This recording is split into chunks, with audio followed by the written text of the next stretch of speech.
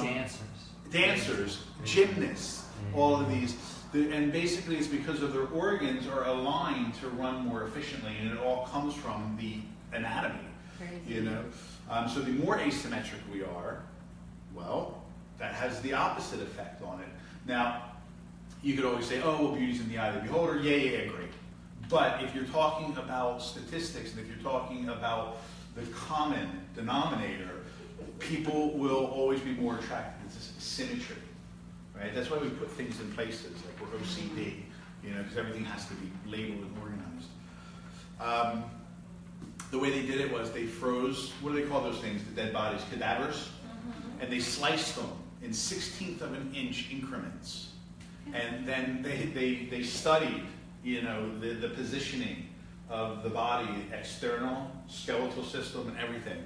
And they showed that it was all in the same swirl from the crown. So anyway, so that is our scientific lesson. What do you guys think about that?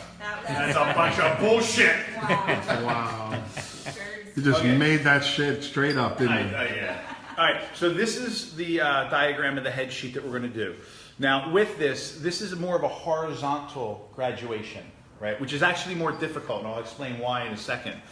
But if we think, what did I say vertical sections are more efficient for? Removing weight. Flow. Horizontal sections, more efficient for heavy building. Flow will come from diagonal because the weight will follow the angle of the section, right?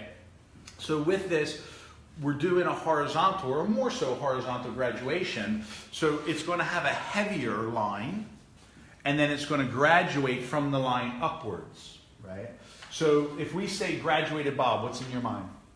What does it look like? It has Stacked in the back. Stacked in the back. Like movement. Well, I mean movement a little more than just. More specific. What does it look like? Like more angular. More angle to it, right? And typically, when you're doing a classic graduated bob, it's like you have a weight line sitting on top of a shorter support system that we call graduation, right? So if we imagine it, it's going to be tighter in the nape, and then the graduated line follows through to a one length in front, right? So graduated bob. The graduation is the dominant of the two. What we're going to be doing is we're going to be doing a bob with graduation. Oh. So the dominant is going to be a bob line with graduation sitting on top of it. So what it does is it gives you that beautiful line of a bob. It has a little bit of curvature, right?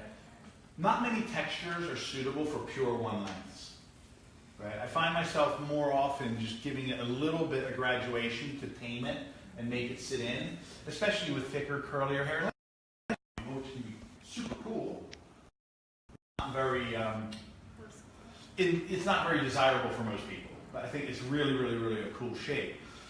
So with that, now we think, well, why is horizontal graduation or cutting horizontally any more difficult than cutting vertically, right? Because they're basically the same thing. One's from front to back, one's from bottom to top. It's your perception from your eye. No, because you're looking down on it. So you can't see the relationship of where you are as easily. When I'm cutting vertical, I can see exactly where I'm pulling it. So if I have a section right here, I can pull exactly to that section. You can see both sides of it. And I can see both sides of your section. Yeah, I can see everything in much, much easier. Where when I'm cutting and I'm combing down, I'm shielding where my elevation is. A lot of times if I'm cutting with a mirror, I'll be working here, and I can see now from the side view, but we don't know the luxury. The luxury of having a mirror in front of us, especially if we're working in a classroom like this, and we're not in our salon. But basically, just the explanation of that is just so that you understand, it's no more difficult. I hate horizontal graduation. Right. But we have to get over it now. So, we'll start out, we find the natural division, right? And we find the natural parting. Now, on the doll head, obviously there's not really a natural parting, but we'll just comb it back and get that.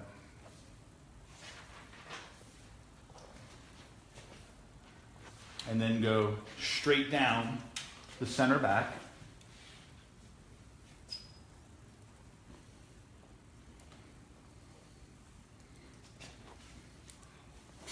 And then we can take the other side and get it out of the way.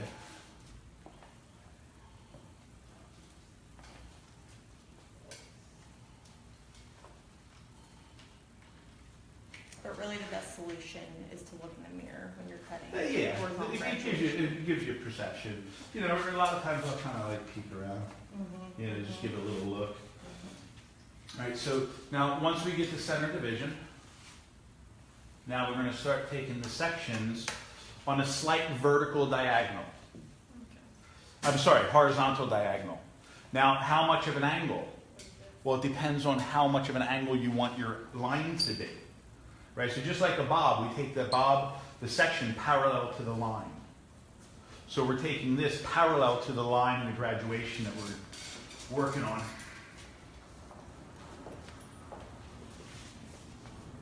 I normally, on the first section, make sure that I have enough hair that I get a solid guideline. You know, especially if you have someone with a more sparse hairline. Because if you don't get a full guide, it's really hard to see. Thank you. Now, from there, we start the graduation right away. Just my phone. Is that what you're doing down there? Okay. And we'll keep the elevation down, and my knuckles just resting on the skin. And then I cut parallel to the section. Normally, the balance looks most suitable when it matches the skull shape from the occipital into the jawline. So if you feel this here, you can feel that. That's the angle we want to cut it at. Anything more than that, it looks like it's almost like pushed forward. It's a bit gothic. Yeah, I mean, but that even makes it sound too good. It just looks ugly. Tell us how you really feel. Exactly. Fall for what it is.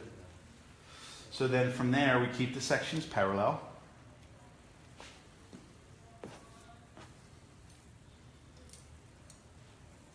And then each section is getting elevated just very slightly higher.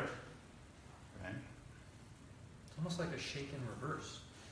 You got it, man. Yeah. You got it. No, because you're starting lower and you're elevating more progressively as you work up the head. You can do that from the front to the back, the bottom to the top. Graduation is graduation, you know?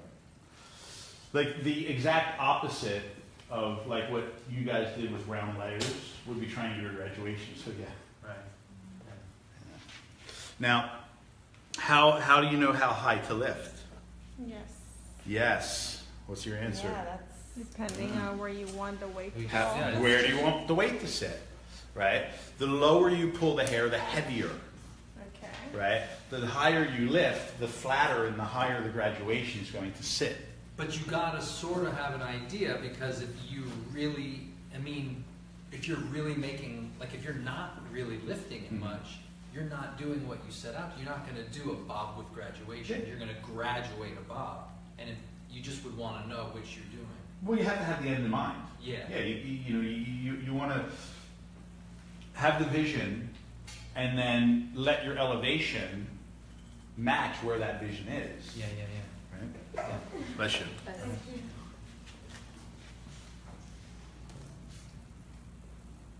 Now, also you can see contact with the skin always helps give me it's a regulator of my elevation. What were you gonna ask? First you had like this finger closed, and then and now you're Right. just pretty much like moving your fingers up Mhm. and keeping one Yeah, tactile. Little steps it's up. like it's a gauge. Okay. When I'm here, I could be anywhere.